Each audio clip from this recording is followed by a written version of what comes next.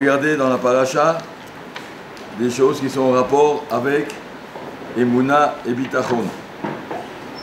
Des choses de Emouna, des choses de Bitachon.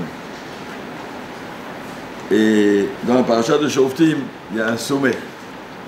Un sommet, ça veut dire quelque chose qu'on peut rêver d'y arriver, mais au moins essayer d'entendre que ça existe. Quel est le sommet dont on parle ici? Une situation de danger. Marqué situation de danger, qui t'était la milchama, alors yuvecha, de partir en guerre contre tes ennemis. Veraïta sous, varechev amra bimcha. Tu vas dire, tu vas voir en face de toi un peuple beaucoup plus nombreux que toi, avec des chevaux et des cavaliers, et des chars. Et qu'est-ce que est ta réaction? L'eau tira même, tu n'as pas le droit d'avoir peur. On n'a pas le droit d'avoir peur. Un issur de raïta. Difficile à dire ça, je n'ai pas peur. Tu peux dire, même si tu as peur, vas-y, mais non, l'autre, tu n'as pas le droit d'avoir peur. Comment faire pour avoir peur? On doit absolument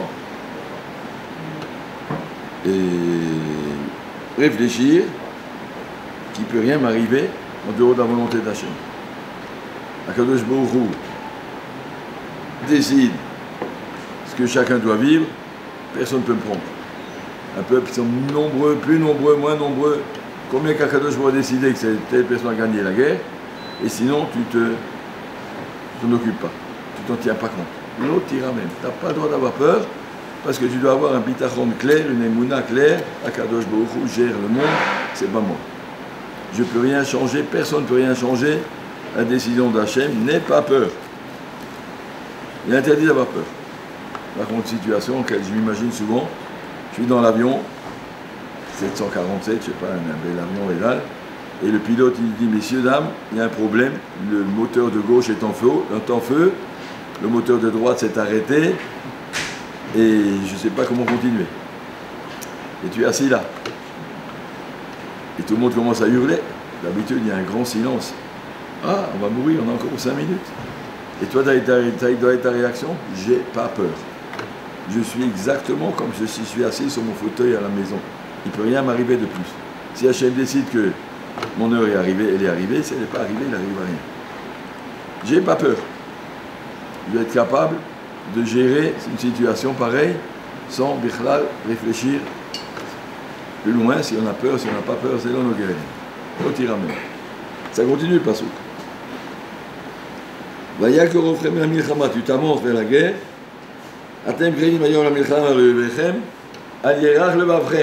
Que votre cœur ne se ramollisse pas. Tu n'es pas une poule mouillée. Tu es en face des ennemis. Tu as des ennemis très forts, avec des lances, avec des sabres, avec des épées, avec des chevaux. Et moi, je suis là, un Bachour Yeshiva, mais je ne sais pas comment on fait. Premièrement, d'abord, tu n'as pas besoin d'avoir peur. Deuxièmement, Al Tirou, n'aie pas peur. Al Tarbezu, ne tremble pas. Al Tartu, ne vous laissez pas briser devant eux. 4 Averot. Tu n'as pas le droit. Tu n'as pas le droit d'avoir peur. Il faut avoir une émouna suffisamment claire pour ne pas se laisser embrouiller dans une situation. Comme il disait le Or Sameach, c'est le Rav de Dvinsk, Amir Simcha, Meshech Chochma. Pendant la guerre de 14, il était Rav David de Dvinsk, et il y avait des batailles furieuses dans la ville entre les Russes et les Allemands pour savoir conquérir la ville.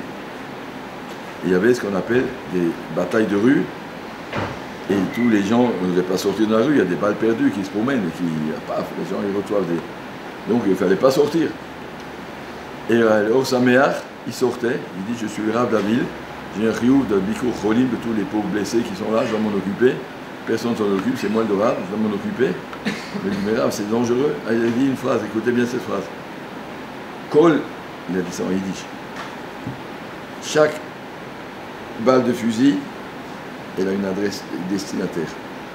Elle est lancée, elle arrive là où elle doit arriver. C'est pas moi le destinataire, le facteur ne me l'apportera pas. J'ai pas dit que c'est toi. Toi, tu n'es pas Rav de Dvinsk. Ne pose pas de questions. J'ai dit, je parle à des niveaux qui nous dépassent. Mais je vous explique un petit peu ce que la Torah attend de nous. Où c'est qu'on doit arriver. Bah, dès que c'est pas toi, c'est moi. On continue. Il y a marqué ici, la Torah ne permet pas qu'on ait peur. Tu dois être capable d'assumer ça, de checker, de savoir clairement, il n'arrivera pas plus que ce qui arrivera autrement. Et aucune situation ne fait peur. Une fois, j'ai connu quelqu'un, il avait en face de lui un géant immense et tout le clan d'Israël dépendait de lui. Il s'appelait David. Il a dit, j'ai pas peur. Il a pris un caillou, tac, il l'a tué. Pourquoi il n'a pas peur?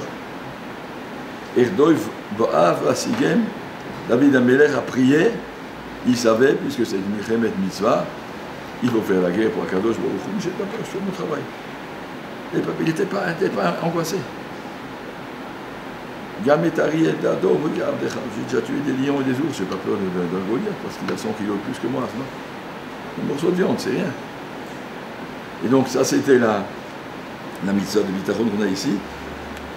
Qui Hachem Yoker Aoler Imra Ilechem Lachem. C'est Akadosh Baruch Hu qui fait la guerre, c'est pas nous. Ça doit être la réflexion d'un grand bal de Bitachon. Je vais raconter une histoire qui s'est passée pendant la guerre. Il y a une femme, la femme d'un des rochers du Shivot de Hebron, était dans un train pour aller à Auschwitz. Quand le train roule vite, il y a beaucoup qui prenaient le risque, on ne saute pas la fenêtre, parce que les Allemands, ils surveillaient seulement quand le train roule lentement, ils tiraient sur les gens qui sautaient. Mais quand le train roule vite, ils pensaient que personne saute.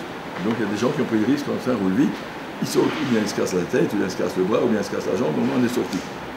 Donc elle est sortie, elle s'est retrouvée en Ukraine, je ne sais pas où, en pays ennemi, elle a commencé à courir.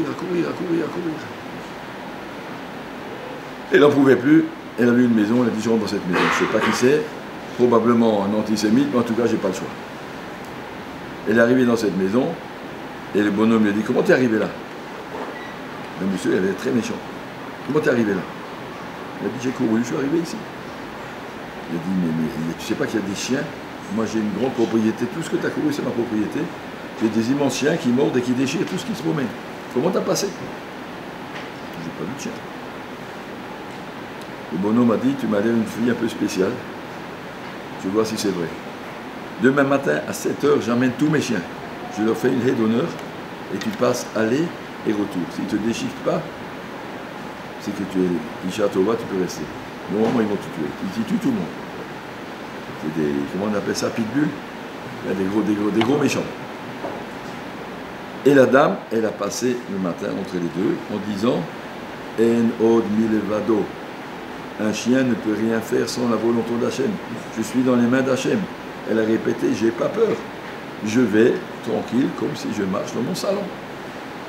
Qu'est-ce qu'il y a des chiens? Les chiens, ils font rien si c'est pas Hachem qui veut. Je suis dans les mains d'Hachem.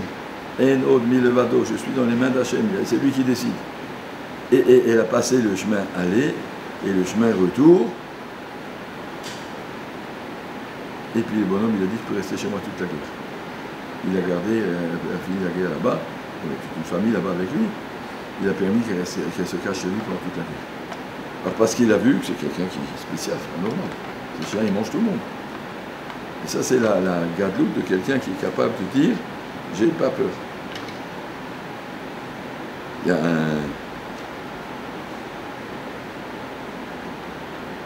un chassid de Rabbi Tzikel, d'Anvers, qui est venu le voir, il a dit, je dois aller en Israël, mais mon passeport est perdu. J'ai perdu mon passeport. Je ne peux pas aller, mais c'est urgent que j'aille, parce qu'il y avait là-bas une affaire, ou un chidour, ou ses parents. Le Rebbe a pris un birkat Amazon qui est sur la table, il dit, tiens, ça c'est ton passeport. Ça c'est ton passeport, il a donné un birkat. Il est allé à l'aéroport, il a dit, c'est Rebbe m'a dit, j'ai pas peur. Le douanier dit passeport, il sort ça. Le douanier met un tampon dessus, allez passer. Il a encore jusqu'à aujourd'hui. Vous savez à quelle page? À la page de Alain Nissim. Il a mis le tampon sur la page de Alain Nissim. Il existe encore ceci. Si on n'a pas peur, alors on n'est pas livré à d'autres gens. Si on est à peur, c'est que tu as oublié Hachem. On doit atteindre une daga. Je ne dis pas que c'est facile, mais quand je dis Shema Yisrael Hachem Elokeinu Hachem Echad, Echad veut dire Enod, mais rien d'autre. Il y a Kadosh Baruch Hu, il n'y a rien d'autre. Alors j'ai pas peur, je suis dans les mains d'Hachem. Il fait ce qu'il veut avec moi. Il y a une histoire avec l'étrog. Il est déjà là, bien qu'elle. Une histoire avec l'étrog de Steinman, très jolie histoire. Steinman, il avait fait un monsieur qui lui offre son étrog, un monsieur de Floride, des États-Unis, un étrog, le plus beau étrog de toute la Floride, une splendeur. Et il a donné à un juif qui va à Nebrak, qui apporte ça à Rav Steinman.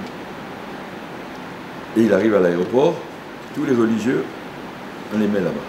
Vous devez passer votre valise. Il savait qu'il y avait des étrogim, il a interdit d'importer des étrogim d'Amérique en Israël à cause des raisons botaniques, ils ont peur qu'on va les planter ici.